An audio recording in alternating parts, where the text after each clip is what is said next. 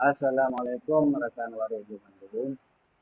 Nyo rekan-rekan kon ek asbri tun waribe 15 ake waribe 17 bang.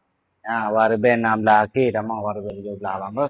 Nyo surat-surat lengkap plat ngom pajak udah mesin mantong syukur body mantong mulus bang. Nyo Honda nyo memang kalau butuh kiri kanan dikit Honda Touring memang Honda Touring bang.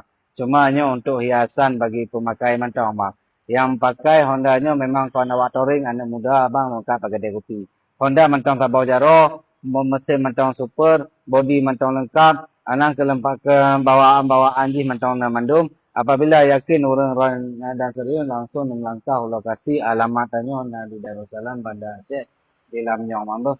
Nuco je nomor WA lo yang na tanda panah kuning plek yang nuco je tanda kuning na tanda nomor WA lo yang mambo. Yang kalon ju, na telepon ju bang. Untuk ASB 2015 pemakaian 2016 bang. Ya minama. Untuk harga je tak potong-potong ju, yang penting yakin dan serius na telepon nomor WA le, gilong kirim foto dan video je bang. Ya untuk Honda-nya bang memang ka super ha barang. Honda tajak ji depan bang ha. Ya bang untuk Honda-nya, ya bang tu ah. Tu tajak ji depan bang Honda-nya bang ya kan. Ya. Ini karena lampu itu dimiuk karena lampu bang, dilikut karena lampu dimiuk karena lampu hiasan mampu. Ya, ini hotel palaga bang. Ya, kilometer mantong 85 ribu itu 2.017 bang. Ya, asli tahun ini bang 2016 pemakaian 2017.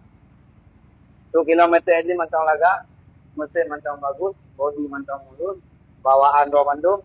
Anan ada anak yang tiba di Honda-nya na cik dombang lagi kaca spion mantong na. Nah, knalpot mantong na. Wah, jadi mandum mantong lengkap bang apabila yakin urang rona na melangkah juga no nyo Honda tinggal itu bang. Nah, karena suak-suak na begali kan tinggal itu.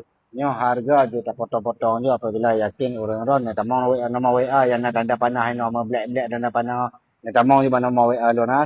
Langsung na telepon Asbri 2016 akhir bang. Okey abangku semoga berkah langsung OTW bang.